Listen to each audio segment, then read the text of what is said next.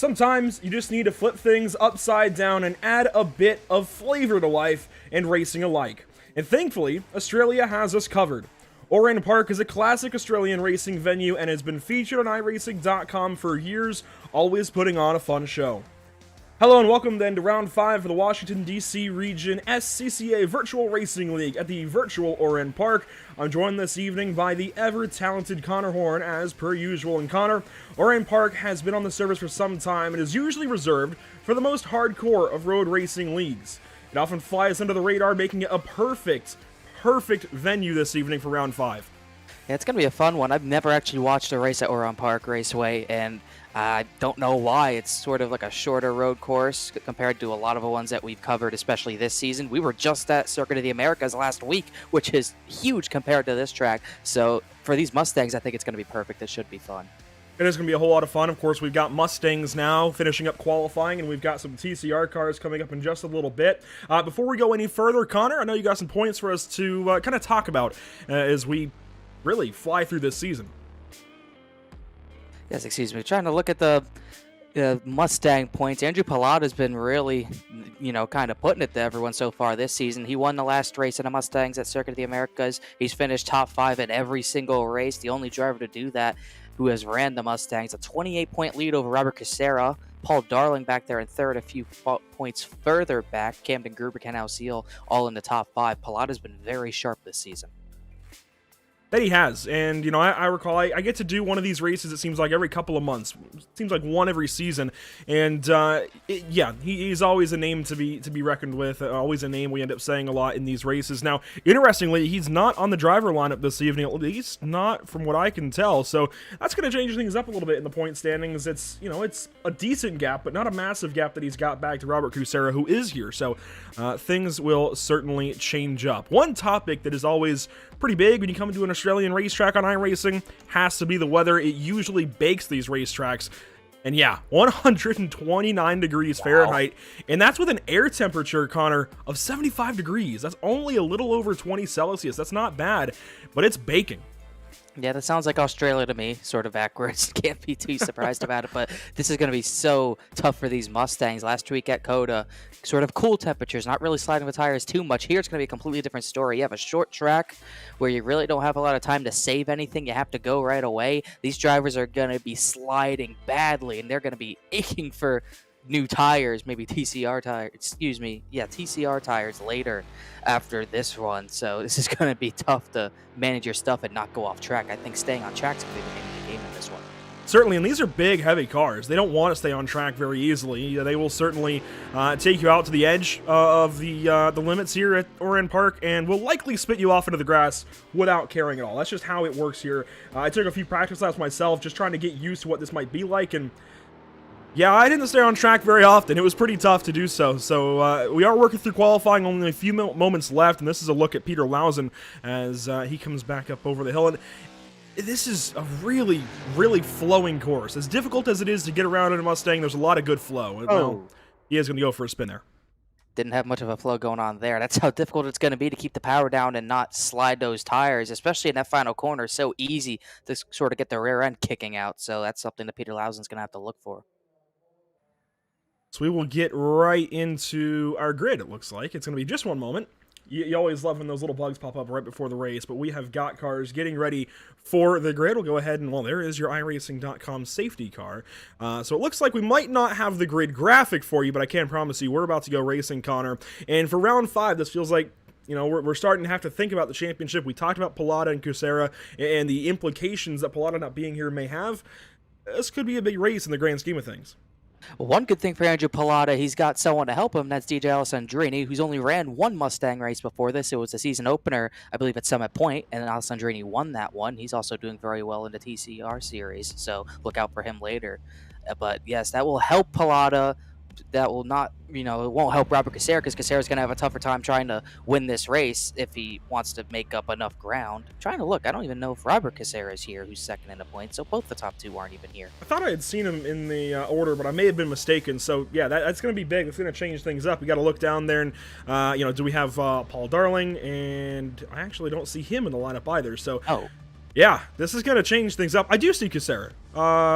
That is Bob Casera, I Bob, believe. you're right. You know, I saw Robert and Bob in the timing screen, and you know, okay, we'll let that one go. We have got race cars moving, which means we are ready to have a race. Don't you like how that works? It's always good, I think, how that works nicely. So, we have got race cars moving. We have, unfortunately, no grid for you. That happened pretty quickly, but we will for the TCR race. Car 61, that's DJ Alessandrini. We know him. We love him. He's about to start this race from pole. Connor, green flag on the way.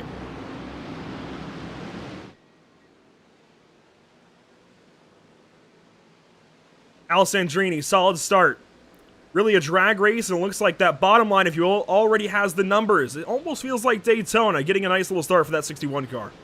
They did a good job there. Oh, that's Kyle Herbst too wide through the sweeper, and he's going to go into a gravel and pretty hard into a tire barrier. Camden Gruber, who's 4th place in points, also spins.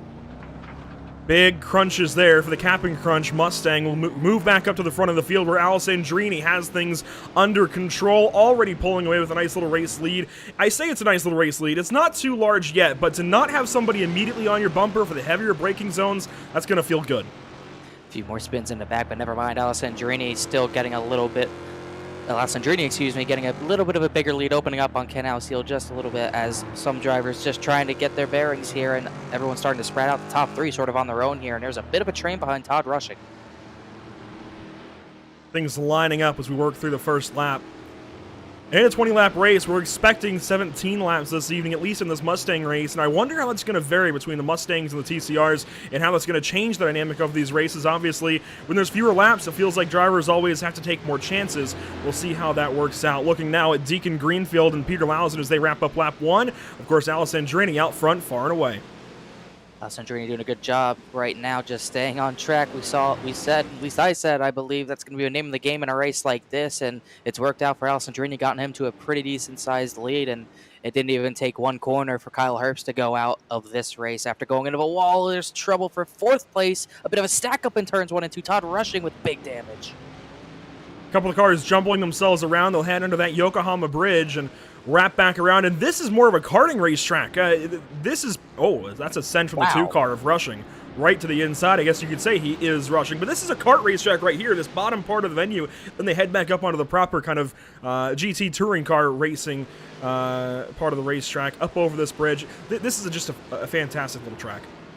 Really exciting, no doubt about it. We've already seen a lot of excitement so far, and because it's a karting track, you don't have that much room to go side by side, so you have to be very picky on where you want to try to attempt passes. You have sort of a run in the turn 1, but the sweeper, you really don't want to go side by side through there, so you better have enough of a run to make that pass before you even think about turning.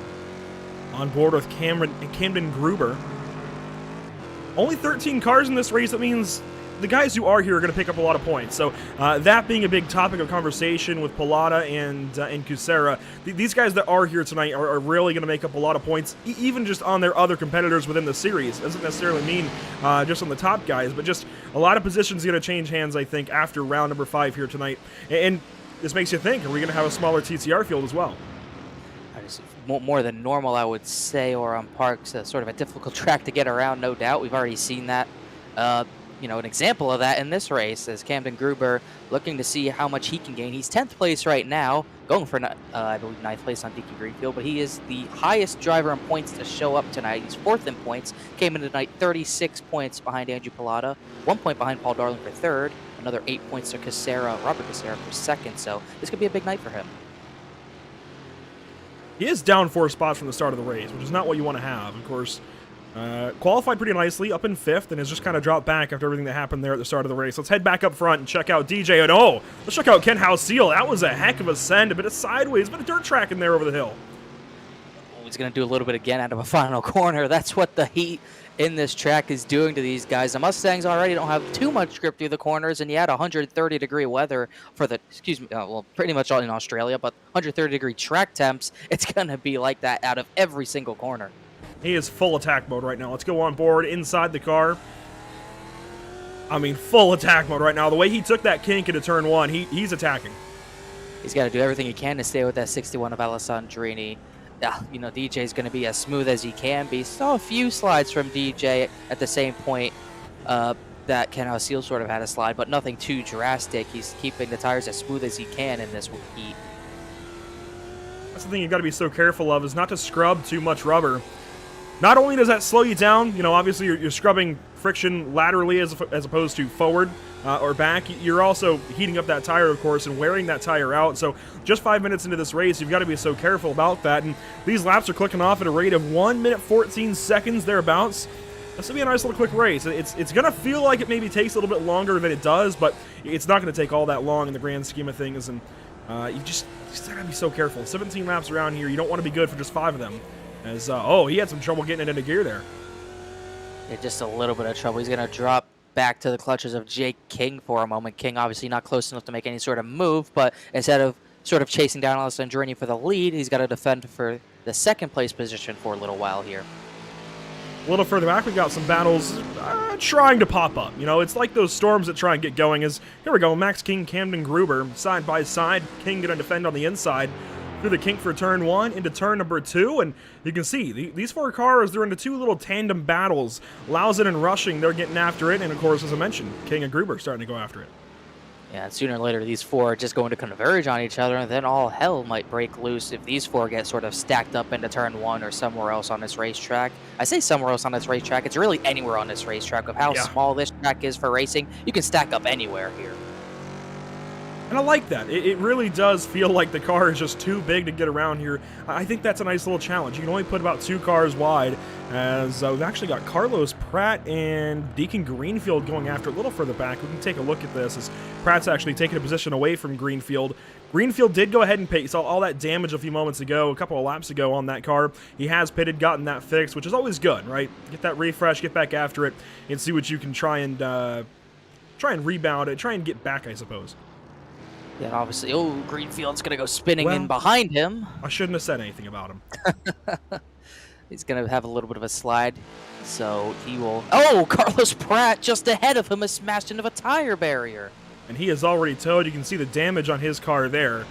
We will let him have that. We don't want to shame him too much. That's yeah, we'll let that one live. Alessandrini pulling away. He's got 1.8 seconds back now to House Seal, who's got less than a second back to Jake King, and these cars are starting to slide around more. You had the cold tires sliding around in the first couple of laps. Now they're warmed up. They're officially a little bit hot, and yeah, we're going to be sliding around for the next 13 minutes.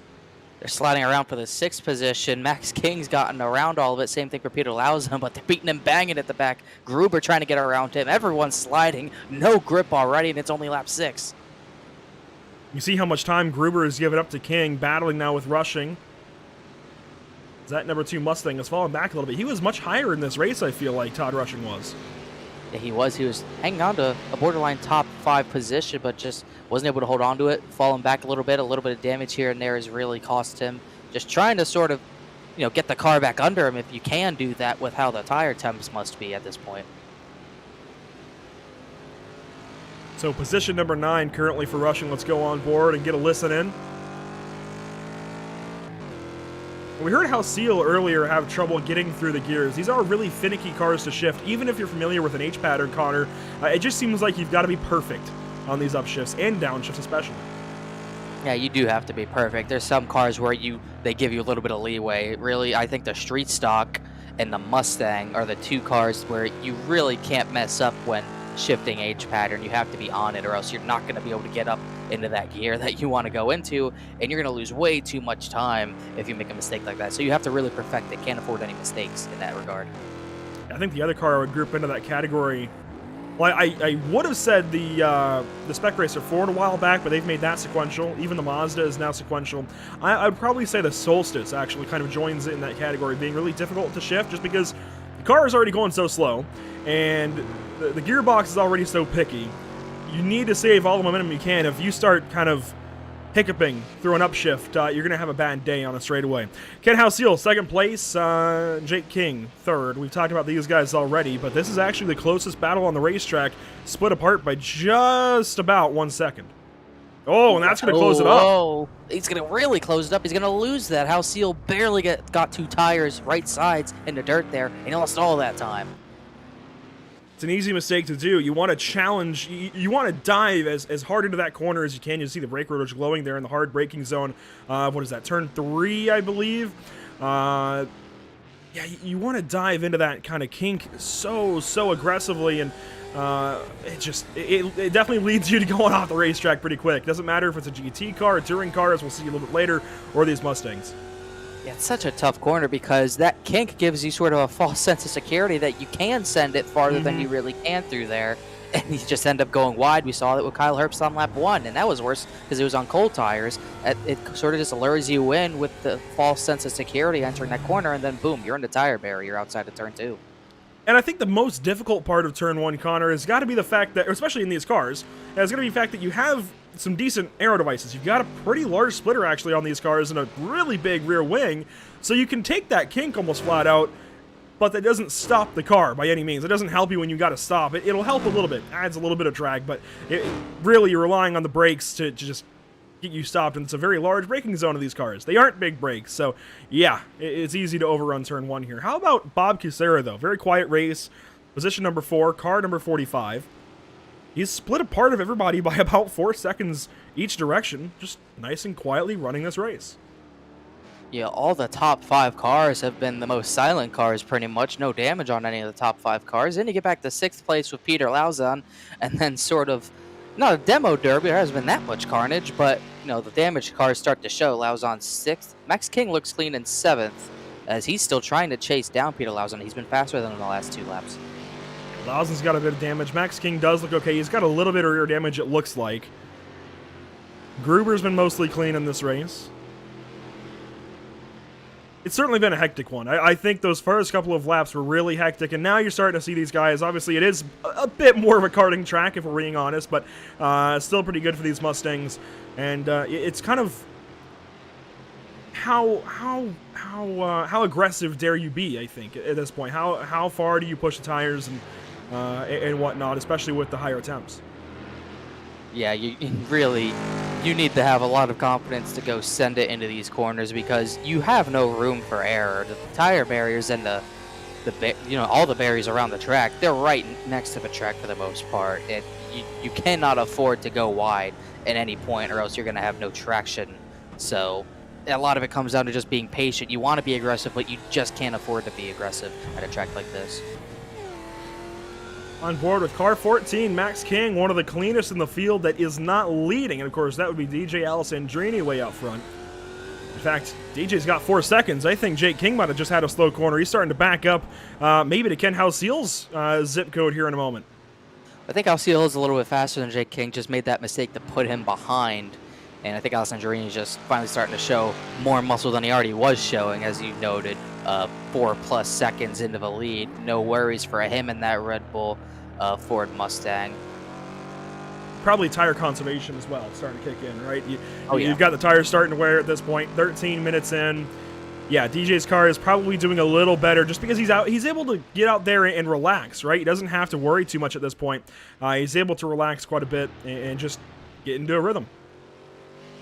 He had a few challenges from Kyle Herbst and even one from Hauseil on the first lap, but other than that, he's been on his own. No one's really challenged him. He's been able to keep it nice and smooth, and just been able to set his own pace like he's done a lot of the times in the TCRs, and that's been his strong suit in the TCRs. He's been able to keep the lead, hold off any challenges he might get while still saving tires in the cleanest air possible. So we should look for that to happen once again in the race coming up because Alessandrini is one of the best at that. A little over 6.5 minutes to go. You can see DJ's last lap and his best lap separated by just, what is that, 0.6? So a little over a half a second fall off. Yeah, that's not too bad. Let's go ahead and check Jake King's actually. See how he's done. As you can see, Ken Hauseil starting to close in. The drop off there, 9/10. Yeah, so the tire conservation out of DJ right now is supreme. And on top of that, DJ Alessandrini's fastest lap is about 4/10 faster than Jake King's already. So not only is his tire fall off looking much better than the rest of the competition, he's got overall better hot lap speed. So it's all around dominating performance so far. Tell you what, there are a lot of virtual fans turned up. I like to see that. I really do like what iRacing has done actually with modeling in those patches of fans. As here we go, a proper battle for second place. Now you see Jake King a little bit wide on exit. I think Ken Hauseil maybe could have gotten the power down a little earlier and challenged right here, but do you want to do that? This feels like an infield section almost, right? A little bit cramped, a little bit crowded like at Daytona almost. You got these sharper turns, heavier braking zones, and then right back to a little bit of faster corners. Here we go. Maybe a challenge. When does Halcyon make this move? He might want to wait until the front stretch, to be honest. I don't see any. I haven't seen any passing zones in this sort of, like you said, infield section. You have sort of some S corners here. You really don't want to make a move here because you're more likely to wreck the guy and possibly yourself than complete a clean pass. Don't disagree, and that is sideways. That's what I love about these Mustangs. I've never covered a race with these cars yet. I'm pretty excited for this. These cars have a soft spot in my heart, and this is why. And we're going to see, I think that's what Halcyon wanted to do, wait till the front stretch, getting a little bit of a run, but not really enough, not really close enough to warrant any sort of move into turns 1 and 2 here as Jake King's able to defend for the time being. Back down the front stretch into what's called Coca-Cola Corner. You can see the dab of brake from each driver. You can't really take that kink flat out in these cars. Way too much weight. We'll see if we can with the TCRs later. I think Halcyon might have a move here. He's going to look to the outside, see if he can hold it around. Maybe outbrake him, over under him. We'll see what he wants. He wants to get to the inside. Actually hits the 39 of Jake King a little bit there. That 39 so sideways, but Halcyon just can't find a way to put the power down in time. Champion curve. And, oh man. I just don't know where you're going to make this move. I think turn 1 is the best place, and that even is treacherous in and of itself. Jake gets real wide, drifts a little bit. A power slide, I think Jeremy Clarkson will call that one. I think with how this is looking, I think the only passing maneuver you can use is your front bumper, but you certainly don't want to do that because you've got respect for the guy in front of you in Jake King as they go through sort of the final few corners of this circuit once again. He tried the over-under out of the final corner last time, Halcyon did, but he didn't get that much of a run. Not looking too much different this time, but King does slide a little bit. I still don't think Halcyon's close enough. Pulling up on the lap traffic of car number 11, that's Eddie Keterakis? Yes. I've not seen that name before. I like that name. That's a fun name. Keterakis. I like that one. Back on board with Ken Halcyon through the sweeper into Coca-Cola Corner. I feel like that's your best opportunity, but even that isn't great. Here we go. An over-under up the inside. It's going to be the outside, though, for Shell Corner. And it's tough. I mean, this is where you get down to. It's really single file through here. It's really tough to stay alongside of one another, especially with a lap car up ahead. Jake King covers up potentially that run back to the inside. This is good stuff.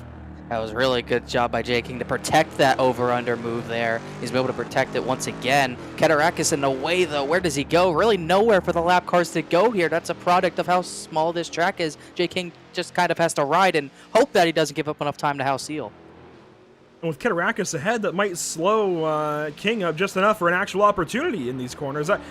Ooh, this is going to get close. Working to the left side now of Keterakis goes King, and I think Ken's going to give him some room. Oh, that was close.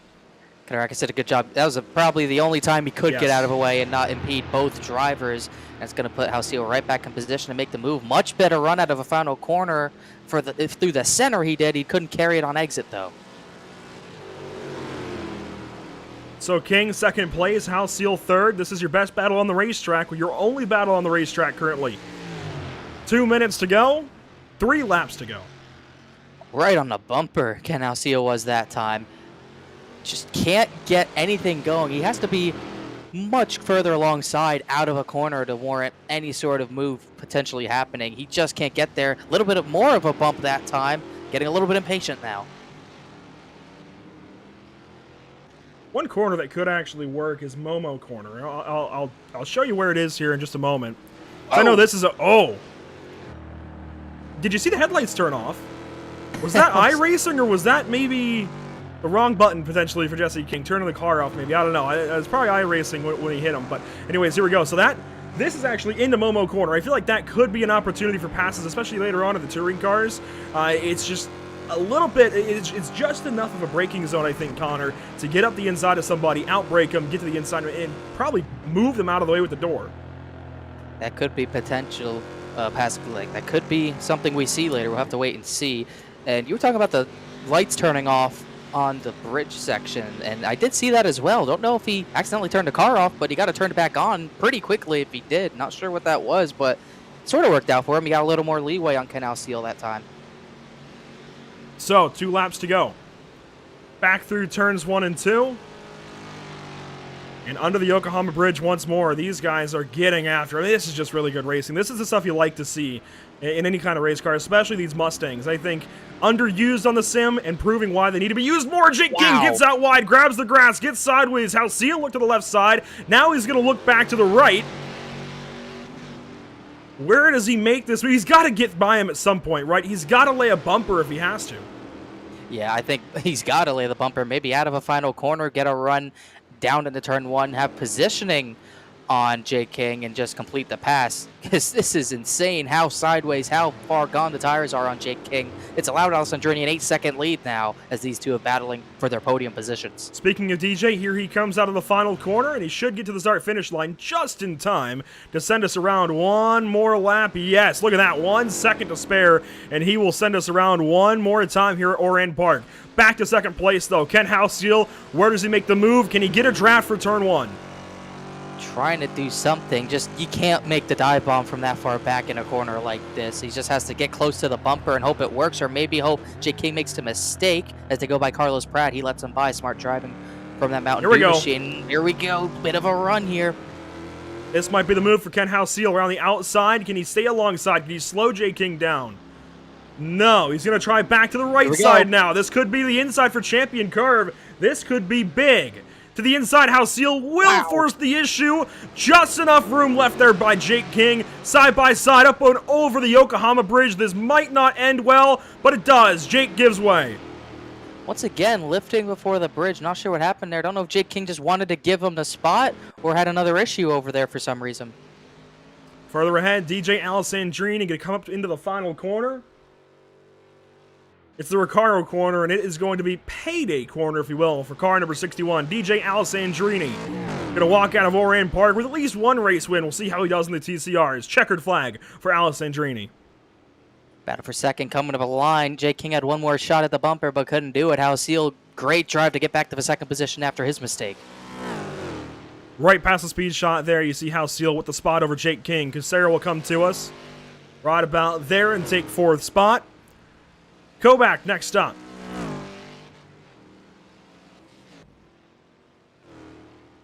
So Adam Kovac will take the 5th position. Camden Gruber will come across for 6th. Max King 7th. And actually, these guys ended up close at the end. I think maybe a mistake out of Max King or just maybe a rally for Todd Rushing, but they still will go 7th and 8th spot. And Peter Lawson will come across and collect the 9th position here, Connor. Pretty good race one. Pretty good way to start things off. Yeah, it was pretty interesting for sure. Got very spread out early, sort of hectic with how slow these corners were acting, and very difficult to pass, which is not surprising from what we saw. But Halcyon made it work, so I think a lot of drivers in the TCR race will take note of what he did to get that second position. Results on screen for you. DJ Alessandrini with that win. You can see the full top 10. Notables, obviously, the top 3 of the podium. Alessandrini, Halcyon, and King. But also, that quiet race out of Bob Kucera, nice and clean, 4th spot. I think you got to highlight Max King just because of how clean he was, and maybe Peter Lawson as well, with a bit of a rally to stay in this race and hold on to 9th in the top 10. Yeah, good job for him, for sure. Was able to get that one position. Started 10th, finished 9th, so pretty consistent day for him. Biggest mover of the race was Camden Gruber, who should potentially go up into the second position in points after his top 3 competitors did not run. 12th to 7th. That was for Max King, 12th to 7th, excuse me, but Gruber with a 6th place finish. That should bode well for him. Carlos Pratt goes 11th, Deacon Greenfield 12th, Kyle Herbst after his lap 1 mistake. You hate that for him, but he does go 13th here in race number 1. Jameson Huffman as well. I don't believe yet. Jameson Huffman did not take to the racetrack, but did sign into the server at the very least, so iRacing credits him with that 14th position. Connor, race 1, done and dusted, which means we've got touring cars coming up next. We will take, of course, a quick step aside and get ready for racing in just a few moments. Touring cars at Oran Park next up for the Washington, D.C. region SCCA Virtual Racing League.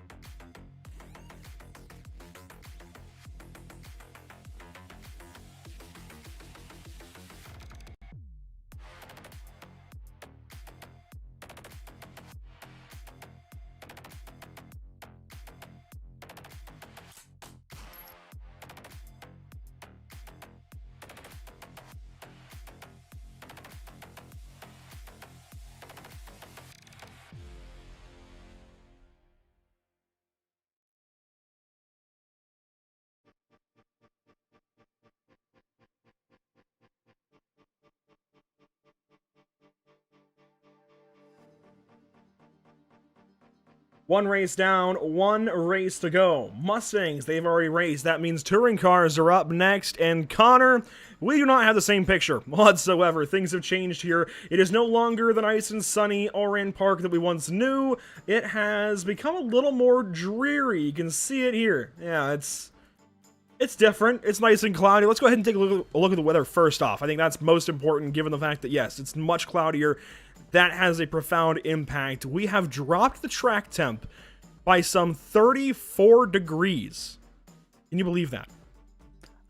It's kind of shocking. It's going to be such a big difference compared to what we just saw in the Mustangs. I think we're still going to see some sliding. It's still not cool, I would say. 92 is still a decent temperature, but it's not going to be absolutely crazy like we saw with the Mustangs.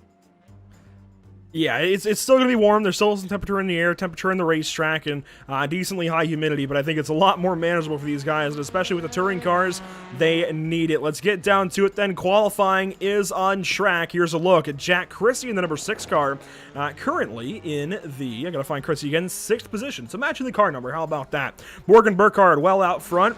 I say well out front, about 3/10 in that number 2 car, back to Taggart in 2nd. Yeah, really good time, and he's still on his 3rd and final lap as he's just about to come through the final corner. See if he can improve a little bit more. Nice and tight, not hitting the curb, getting a good exit though, coming to the line. Does he improve? And using all of that pavement out to the right as well, that becomes pit entry.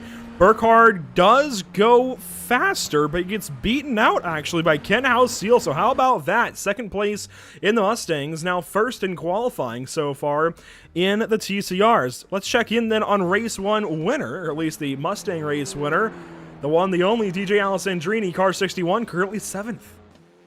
When using as much of a track as he could, as you see there, coming to his end his 2nd lap, start his 3rd and final lap. That lap actually wasn't clean, so he has one more lap to improve on his 7th place qualifying effort so far. Through the sweeper and into the Coca-Cola corner. I love the Grid Life banner on that car, I must say. And the Grid Life license plate, nice touch. I like that there for DJ. I'd imagine that's to emulate real life, and I know Kyle would know immediately how many races the car has run and how fast it can go in a straight line, all of that. I just think it's cool. I like to see it. It looks nice. Currently still 7th in qualifying. Jack Christie, if you're wondering, has dropped down to 10th. Darian Taggart has even dropped out of 2nd down to 4th position in the 75 car. Looking around the field a bit more, Carlos Pratt is the slowest of the cars that have turned a lap thus far. Good looking car there as well. Position number 20 for 183, and how actually moves up to position 19 ahead of Peter Lausen. Jermaine Major, also in the session, has not turned a lap yet. Oh, and Pratt really slid it into Coca-Cola corner there. He's able to hang on. Don't know how much faster he's going to be able to go. Still trying to pay attention. Alessandrini's 3rd and final lap. He's actually coming out of the final corner. Does he improve? He needs a full 2nd to get to the pole time. DJ Alessandrini opting for a Honda this evening. And will move up to 3rd. How about that for DJ? I don't think he has any more laps remaining. No, that was, I do believe, his final lap. So, hey, we've got a race on our hands, I think. The way he dominated the Mustang race, this will be a little bit more challenging on him. And certainly, I'm looking forward to it at the very least. Zach Rubin, we saw a moment of his qualifying run. He's down there in the 15th position. There's a look at his number 7 Boredom's machine. It's like also on a Honda. A lot of Hondas out there. A decent amount for sure. Maybe a lot of drivers opting for it because of the tight corners that we have at this track tonight. Trying to look at a few more drivers who still have some laps to run. Carlos Pratt finishing up his run now. Not sure if he was able to get a clean lap down. He did. Improved a little bit. Still stays only 19th though. Also, Alessandrini just running practice laps. Darian Taggart as well. A lot of drivers still running practice laps after their 3 laps are up because they're just not accustomed to the track yet. I always like to see that. It's a driver using the most of their opportunity on the racetrack, and it doesn't count for anything, especially Dylan Taggart getting the grass a bit, but it's certainly going to help the driver get a little more familiarity around the course and certainly let that driver settle in a bit. And in a place like Oran Park, you need it. I mean, we saw in the first race, there was a lot of drivers who just couldn't get the power down, couldn't really get through the corners as fast as they'd probably want to. A lot of drivers still needing that extra seat time just to figure out what to do in the corners, what to do to pass, especially. They'll have to figure out how to get through corners differently to defend passes and do passes themselves. So that's a few things it's hard to learn on your own, but you can certainly figure out the lines to do that. You take a look now at the ticker, Connor. We've got the manufacturer selection up for each of these drivers. That is overwhelmingly Honda. That is insane. Jack Chrissy is the highest non-Honda in a Hyundai Elantra. Gruber checks in, Camden Gruber in an Audi in 14th. The best Audi is 14th, and there are a few more Audis throughout the field. Only 2 Hyundais, it looks like. The other one is Deacon Greenfield, and Jermaine Major opting for an Audi who has not turned a lap yet. That is astoundingly Honda-filled, and I'm lucky enough to cover a separate TCR series on Thursdays, Connor. It's the completely opposite way. You only see 1 or 2 Hondas, 1 or 2 Audis, and it's all Hyundais. So very interesting the way these drivers have gone tonight. Zach Rubin finishes up his qualifying session, another dirty lap, so he'll stay 15th place with a 1:11.786. Everyone's qualified now except Jermaine Major, who never hit the racetrack. Peter Lau's on the slowest with a 1:12.9, still a respectable lap, but a lot of ground to make up. Let's ride on board with DJ Alessandrini here during qualifying, and he's already run his allotment of laps, but still running some laps, just having some fun, learning a little bit, getting a little practice, and especially to go from, we picked up a few drivers in this race that will not have run the Mustang race. That might help them, because going from the Mustang to a front-wheel drive Honda or Hyundai or Audi, that's a big adjustment. So I like that DJ is making the most of this this qualifying time and running a few extra laps, getting more accustomed to things as he comes around, and will, well, unfortunately, I don't think he's going to get back to the line here. Not only the difference in car, the difference in temperatures, close to 40-degree difference in track temperature. So it's, as he taps the wall a little bit there, it's a big difference, not only from the car, but completely different track conditions to overcome this round. So we have got a 21-car grid. Let's go ahead and meet our starting grid for our TCR event this evening in round number 5. Starting on pole, you have got car number 23, Ken House-Seal with a 1:10.033. Just over 1/10 further back, you find Morgan Burkhardt starting from the 2nd position. Starting in 3rd, Connor, you've got DJ Alessandrini. Will Robbins will roll off 4th. Starting from 5th, it's Darian Taggart in the 75. Pax Rolfe will start from 6th. Starting 7th, it's Kyle Herbst in the 89. Hopefully he has a better start this evening, at least in the TCR race. In the Mustang race, Adam Kovac will join him in row number 4. Row number 5 looks like this. Mark Labance, I'm going to hope that's pretty close. I'm sure I could be corrected. And Jack Chrissy will roll off 10th.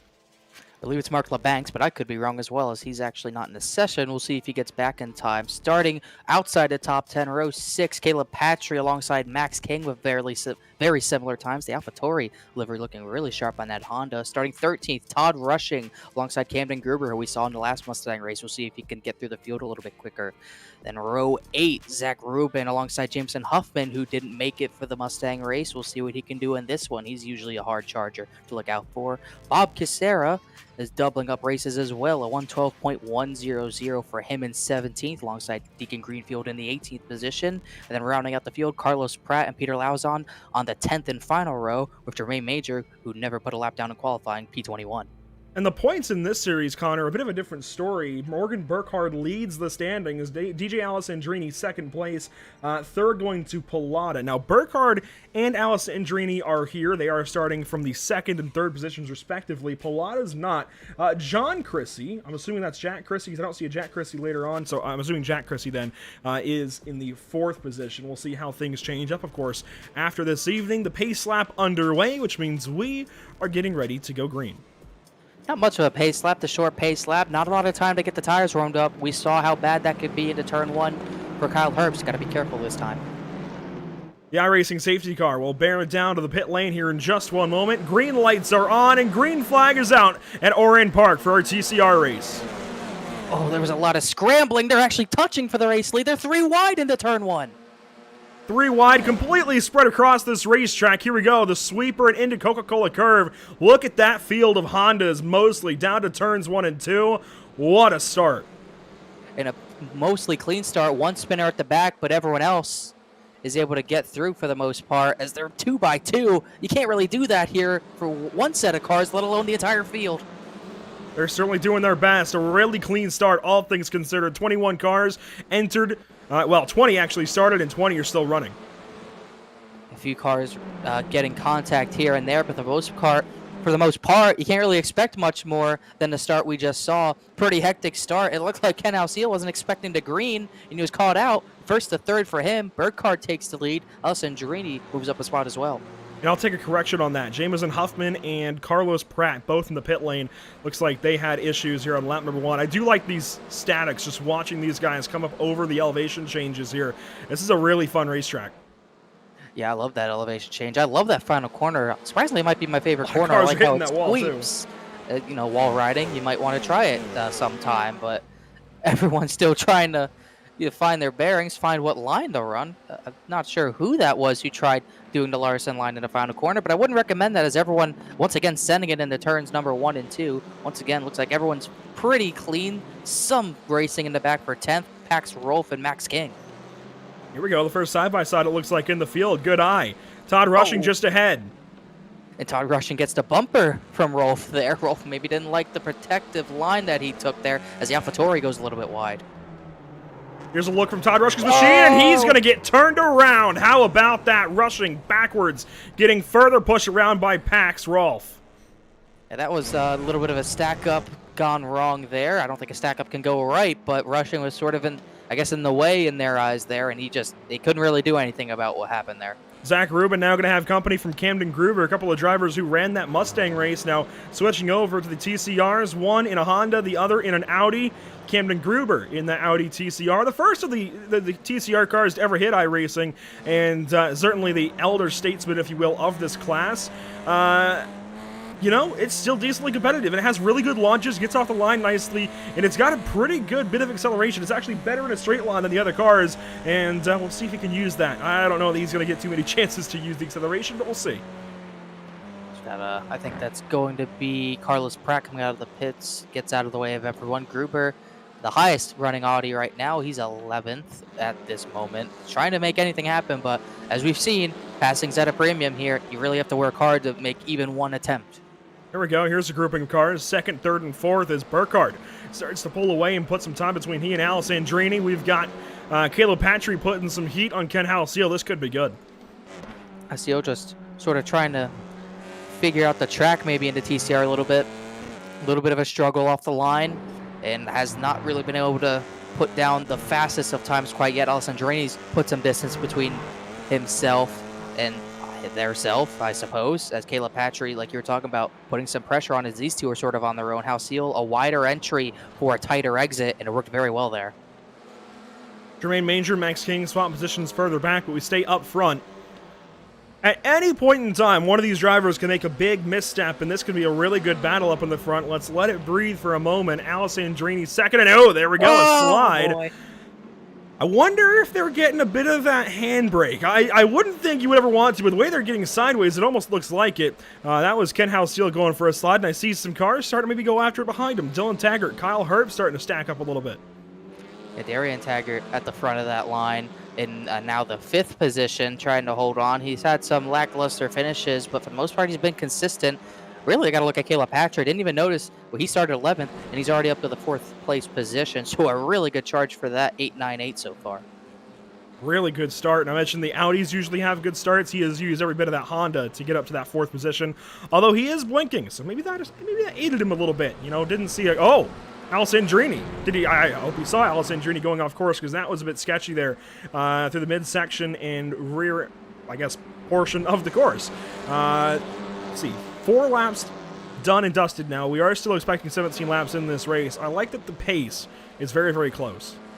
Yeah, there's really not a lot of time to make for these Mustangs and TCRs to be very different. The speeds are so slow, it barely does make a difference. As a huge send by Alessandrini. My goodness, I love how far these drivers are taking it into Coca-Cola corner as a bit of a bump for that 5th position. Taggart getting that Honda front end right into his Honda's rear end there for that position. We watch on from the statics. Darian Taggart with company. As you mentioned, Kyle Herbst is hounding him. And that would be good for 5th position if Herbst can do anything with it. Certainly a better start to things in this race than race number 1 with the Mustangs or Herbst. Obviously, we saw that lap 1, turn 1 mishap. A much better start. Maybe Kirby is giving him some extra motivation.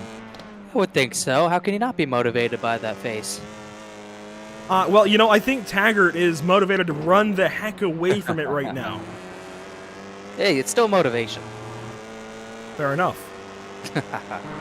So on board here with Kyle Herbst. 6th position. He's kind of fallen back a little bit, and that's the ebb and flow of touring cars. That's why these cars are so great. Puts on some of the best racing in iRacing, especially on road courses. But you know what? Some leagues put them on ovals, and I hear those work pretty nicely too. Yeah, the damage model makes for some interesting events occurring in these races as well. It's been fun to watch. Every single race with these TCRs has been an absolute blast. There hasn't been one that's disappointed yet, and this one's no different. This has been exciting so far as well. And what's getting exciting, the battle for the race lead, Morgan Burkhardt, has dropped to the clutches of DJ Alessandrini very quickly. And Ken House Steel is not far back. We're on board with the car 23 now, watching these two get around these corners. That bump there for Champion Curve. They'll head over the Yokohama Bridge. Foster's Dip interests me in this race. The way these cars can bottom out, especially the Honda, it doesn't like bumps. I wonder how it likes compression right here in Foster's Dip. It seems like they're handling it nicely so far, but it has the potential for going awry. Yeah, we saw really minimal incidents in that part of the track earlier. Don't know how much more action we'll see there as everyone gets sort of spread out. Single car incidents possible, maybe drivers pile in, who knows, but haven't seen really much about that section of the track quite yet. If we get some more dicey racing, maybe side by side through there, could get very interesting. Each of these drivers come around to complete lap number 6. A good look here from high above the start-finish line. You can see, really, the whole field is decently spread out. A couple of guys further back, though, mixing things up. Is that Pax Rolf and others? Oh, Kyle Herbst way deep into Coca-Cola corner, and he's done it again. You are kidding. Kyle Herbst, well deep, firewall deep almost, in the outside wall. Let's see if we can get a look back at that, potentially. That was close to being a two-car incident there. Not sure who the car in front was off the top of my head. Maybe Darian Taggart. But that was close. Taggart barely missed him. Herbst just cannot get a grip on that entry. It's such a tough entry with the dogleg before, as we see him slide right there. Yeah, we had seen drivers have issues there previously, so this is watching Kyle Herbst. Yeah, just got the compression, and the car just got away from him. I'm surprised at how quickly these cars are going around off of that compression in the sweeper. That's not the right... That's not the... You know, I broadcast so much. Dude, I have broadcasted probably 2 or 3 weeks worth of racing already this month. I'm just so used to hitting the same replay transition button, and that's exactly what that was. There we go. We'll get the Washington, D.C. one back up there. It's always the same button for me. Muscle memory, just go to the same thing, you know? Yeah, man. I hate muscle memory. Seriously, I cannot believe Darian Taggart did not get hit there. I think it was a good job. I can only believe that... I can only believe there was a little bit of avoidance in Kyle Herbst there to just try to avoid Taggart once he knew he was not making that corner. So good job on both of those guys somehow not making contact. So about halfway through this race, on to lap 8 now. Oh, and maybe a battle here. There was a position change anyways between Patry and Taggart, or at least ATVO told me there was, but I seem to recall that position being about the same between these guys. But you know what? Patry was the one with the connection issues. Maybe that's what it is. And maybe that's the storyline then for car number 898. Does he potentially drop out of this race? I mean, he's looked decent so far, albeit blinking, but you just never know. Yeah, he's been doing that since the start of a race and can be distracting for the driver ahead. Doesn't look too unstable to the point where he will exit this race. The picking quality on my end look fine, but definitely not what you want to see in front of you, because it kind of limits the moves you can make for the pass if you're Darian Taggart. When a guy's blinking, you don't really want to pass him because it could wreck you and accidentally wreck that guy as well. Just checking over YouTube chat, and actually Jake King said he missed a shift that last lapping and gave that spot up to Ken House Seal. You're not going to have that problem in these TCR cars. Sequential gearboxes, and there we go. Contact. Pax Rolf ditched into the barrier. That was Max King that got into him. Wow, that was a pretty big shunt there. Once again, some drivers into turn 1 and 2, they misjudge that dogleg so easily, and they can't even come close to making turn 2. So Pax Rolf now drops out. He's 16th, and will lose a couple more spots to Deacon Greenfield and Carlos Pratt. That'll drop him to 18th before this race is over. A good look here then at Max King, and you can see very little damage on the front end of that 21 car. Gets away with one there, but certainly not the story for the guy he hit. Peter Lausen just ahead. Peter's in the 11th position. And this is another one of those nice, quiet races. And I got to say, that is a good flavor of Doritos. If you're going to have a Doritos car, that's a good flavor to have. Yeah, Max King did it. He pretty much immediately apologized over the radio. It's just such an easy mistake to make, as we've seen. Such a deceiving corner. So many drivers already caught out. Let's go back up front. Morgan Burkhardt, race leader by only tenths over DJ Alessandrini. And much like in the Mustang race, we saw some action earlier on, but once we get later in this race, the action is all up front. Burkhardt, Alessandrini, Halseal in a line. And we saw Alessandrini sort of close that gap entirely a few laps ago, but since he's gotten within maybe the half a second range, he's kind of stalled. Burkhardt's been able to maintain that gap. Same thing for Halseal to Alessandrini. The gap's pretty much half a second, if I had to make a guess. A lot of these drivers just can't get within maybe sort of a dirty air bubble through these corners. We had a battle quickly with, we still have a battle with Lausen and King. Max King now goes wide up over the Yokohama Bridge, loses some time, but they were side by side in Shell Corner moments ago. You saw that in the background of the leaders' fight. And we'll go back up front until those guys get after it again. One more lap complete. That's now 11, it looks like. No, 10 laps complete on to lap 11. And the pace these drivers have run initially is, oh my goodness. The way they come through that compression is just so scary. But we were initially expecting 17 laps, Connor. The pace has picked it up to 18. These drivers just fast enough to keep that pace fast. I think they're about 4 seconds faster than the Mustangs, actually, so making up for that time. That'll be great. Another lap of racing. I don't know how you could complain about that. Should be a blast. On board once again with Alessandrini. Where do you make a move in a TCR car? I think that's a big question. It seems like you don't want to do it in turn one. Certainly, with the way they get so unsettled, that's the last place I'd want to try and pass right now. So do you try and set up for here, Momo Corner? You got that compression, a chance to kind of try and outbrake somebody anyways. It's going to be tough. Well, step one's catching them. Step two is passing them. And right now, DJ Alessandrini needs to complete step one. He has not been close enough in any range to make a pass for the race lead. And once he gets there, then he has to start to decide where he wants to attempt that pass. Deacon Greenfield gets out of a leader's way. It's so difficult to make up time right now for these TCRs. It looks like in the slow sections, even there, Alessandrini just can't keep the same pace as Morgan Burkhardt. The car number 2 is still leading the way. That battle further back with Max King has turned into a battle with he and Todd Rushing. No, I had that backwards. No, it is still Lausen and King. Rushing is actually 6 seconds back, and I think I read that as a 0, or is it tenths? You know, it's been a week.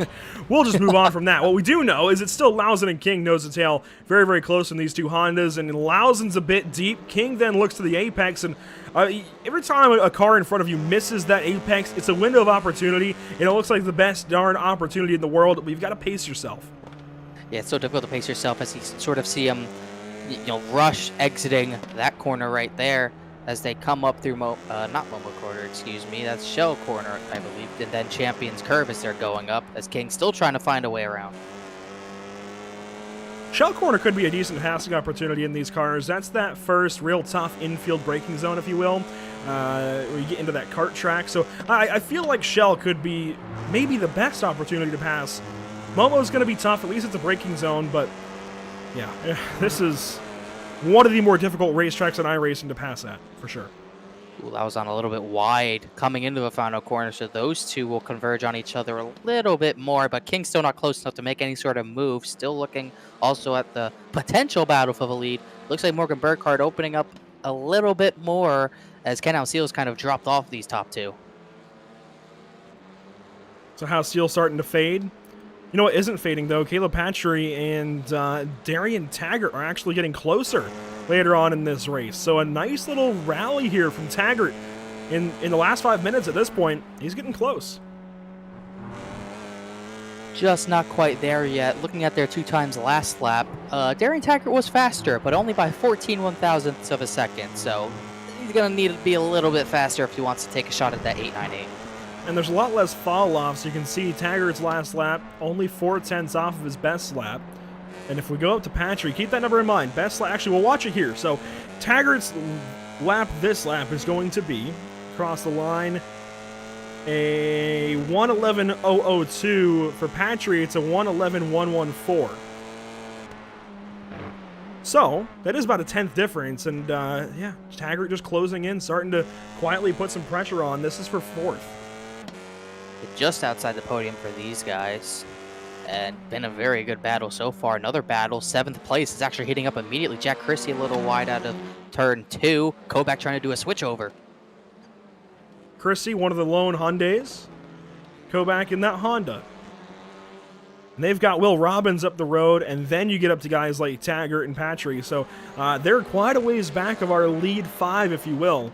But having a nice little battle. Christie hanging on to that spot now. Able to keep it straight right now. Here we go. Lausen and King back at it. I didn't overhear the full conversation. Alessandrini said it's like doing his taxes. I don't know if that's in regards to how the car's driving. I don't get the analogy, but Alessandrini has started to struggle, I suppose, a little bit late in this one. Usually it's him having the longevity of a tires at his advantage. This time it's Burkhardt, and it's Alessandrini on the back foot. It's an interesting way to put racing at Oran Park, like doing your taxes. Tedious, I suppose. We're going to have to ask him more about that in post-race, I think. That's interesting. He is second. He's doing pretty good, holding on tough, but it's starting to slowly drop away, and Hauseil's really dropped off at this point. 4 seconds between Alessandrini and Hauseil. You wonder then, is Hauseil going to drop all the way back to Patry and Taggart potentially? We'll have to see. The tires must be really heated up. It looked like he had a bit of a slide through Champions Curve last time by. He was about 3 seconds slower than Alessandrini and Burkhardt after that excursion, if you will. And he is dropping a little bit back into the clutches of Darian Taggart and Caleb Patry. Don't know if he'll drop that far back without another mistake, though. Watching car 23 round the corners. We are going to take 3 to go, although honestly it might be more like 2 to go. We might not get that 18th lap. This is going to be close. Up and over the hill out of the final corner. It is back across the line for these gentlemen. With 2 minutes 11 to go, it's telling us that we are going to get still 18 laps, 3 laps to go. I don't know. I think that's more like 2. I guess we'll have to wait and see. We'll see what it says next time by. Still looking, see if Alessandrini can gain anything, but last time by half a second slower than Morgan Burkhardt. That 2 machine's starting to pull away a little bit. You know who isn't pulling away? Caleb Patry. 4th place, very close. Dylan, I keep saying Dylan. Darian Taggart starting to close in. This is shell corner.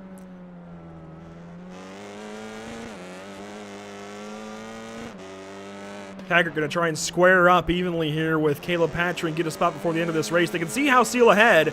If they stayed nose to tail, maybe they better their chances of catching him, but do you really want to wait if you're Darian Taggart?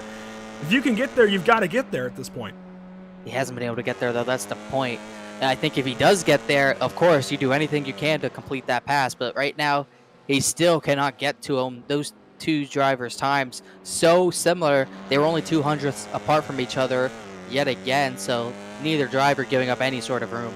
And this is white flag for the entire field. Morgan Burkhardt comes across with just 1 minute to spare, so final lap in our TCR feature of the evening. Morgan Burkhardt still leading. Alessandrini a little ways back. Your best battle then is for 4th and 5th. Patry and Taggart. Just seeing what these 2 can do right now. Taggart doesn't have a lot of time to really make anything else up at this point in the race. Taggart, decent apexes over the curb a little bit there. There's a lap car ahead. Oh, and oh!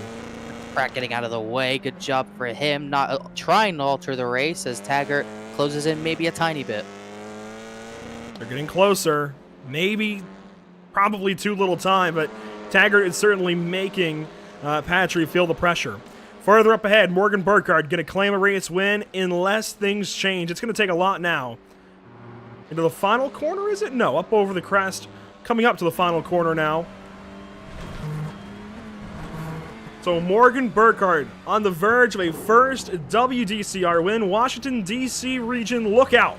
A new race winner, Morgan Burkhardt, is going to take checkers at Oran Park in the TCRs. And the points leader goes to victory lane for the first time this season. Finally gets the best of DJ Alessandrini, who winds up second, completing the podium. Ken Hauseil stays ahead of Patry. Patry stays ahead of Taggart. And then Will Robbins and the rest coming out of the final corners. We'll watch the entire field come on through. Drivers getting right over to Barney, the flagman over there, as he waves his arm to his content. Across the line there, you see Camden Gruber. Peter Lausen will come across now as well. There is Gruber. There is Lausen. Then Max. Oh, my goodness. Look at that finish between those guys. Wow. Trying to see. Wow, 49 1,000ths of a second, so just under 5 100ths. That's close. That was a pretty tight finish. Max King, he was sort of in the same situation Taggart was. He was behind Peter Lausen for so long, but he just could not get close enough. So checkers fall for the entire field now of 20 cars that did end up making the race. Labance did not officially start, which means, Connor, we can go ahead and get ready to talk to a couple of fantastic drivers. Burkhardt, really good race. DJ Alessandrini, Ken Houseal, a whole bunch of them. Really solid stuff in our TCR race tonight. Let's go ahead and go through results and let drivers kind of fill into Discord. Finishing up first, we already talked about these guys quite a bit, right? Morgan Burkhardt with the race win. 1 second back to Alessandrini. So gave up maybe a little bit of his advantage right by the end, but, I mean, fantastic stuff out of Morgan Burkhardt and DJ Alessandrini and Ken Houseal. Patry hangs on to 4th. Taggart hangs on to 5th. Well, Robbins had a decent night, sort of a quiet night in the TCR. He started 4th, dropped back at 2 spots, finished 6th. Jack Chrissy 10th to 7th. Adam Koback literally did not move. He finished 8th. Zach Rubin, one of the bigger movers other than Patry, 15th and 9th, 6 spots up. He gets that 9th position. Cam McGruber, I think that would be a 10th place finish, so good job for him.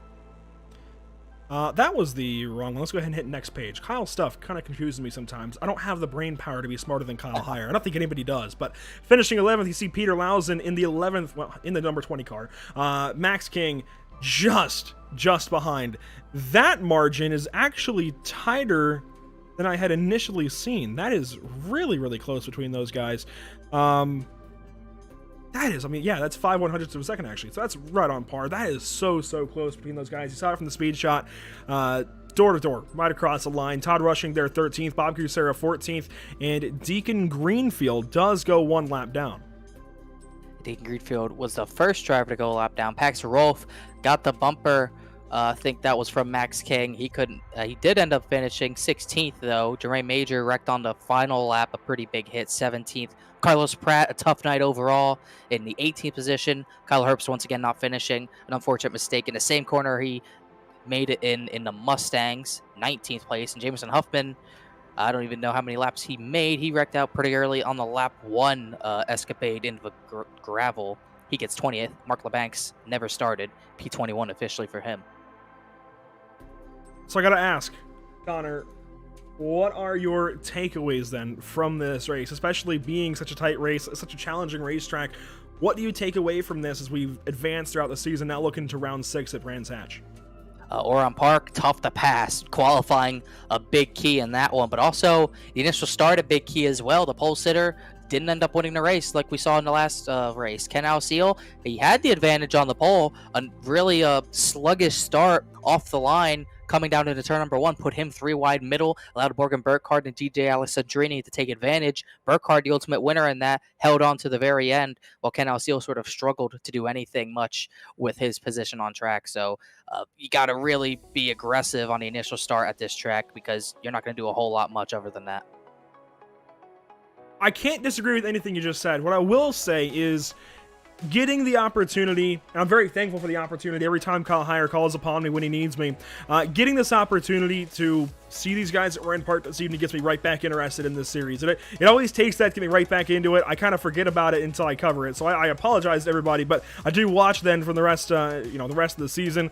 It's going to be fun to watch the points battle sort out. Now, we don't have updated totals just yet, but in the TCR cars anyways, Morgan Burkhardt is going to extend his lead by just a little bit. It was 6 points coming into the evening, and it was 1 point from Alessandrini to Pilata, who wasn't here. So things are going to shuffle around. Things are going to move around. Caleb Patry and Ken Houseal walked into the evening 1 point apart. They're going to narrow up, actually. 1 position apart this evening. Yeah, we might see them change positions. It's going to be an interesting fight to the end for sure. Still have so many really fun tracks coming up for these TCRs and also the Mustangs. Brands Hatch up next. Obviously, all going to be 20-minute races to the end. Then Mid-Ohio, and then ending at Olton Park. It's going to be fun. I personally love Brands Hatch. I'm looking forward to Olton Park then. Brands Hatch is a great racetrack. It is very fun. A lot of great passing opportunities. Touring cars there are going to be fun. Mustangs are going to be fun. But Oran Park, not Oran Park, Olton Park rather. That is going to be something in of its own. That is one of the toughest courses on iRacing. to race at. It's very fun to lap no matter what the car. It is tough to race at. But that will do it this evening. We've got to wrap up and get ready for the Drivers Club of Road America. And Connor, you're going to leave me. You're going to go over and spend the night with Finian. I don't know if I like that. I don't know. That Finian guy is kind of weird. I'm used to Finian. Also, it's the Driving Club of Road Atlanta, if I'm not mistaken. I could say be Road mistaken. America? We did say Road America. I think Kyle's dude. Distracting you a little bit too much. It is Road Atlanta, yes. The Drivers Club of Road Atlanta. I always do that. I don't know why. As much as I love both racetracks, as much as I talk about them and get paid to talk about them, I still, I will mean Road Atlanta and say Road America and vice versa. I'll say Road America and say Road Atlanta. I don't know what it is in my brain, but it doesn't work out. But as we get ready for another bit of exciting racing action in literally a few moments, that does mean we got to wrap up here from Oran Park. We hope you enjoyed tonight, and we hope you will join us then in a few moments for round 4 of the Drivers Club of Road Atlanta's iRacing series at Daytona this evening. It was initially going to be Barber. Daytona, I think. I like that a bit more. I'll have to watch that one on my big TV out in the living room. But for now, though, this has been Sim TV. My name is Andrew Cardinale IV, and I've been joined this evening by Connor Horde. Thanks for watching, and we will see you later. Good night.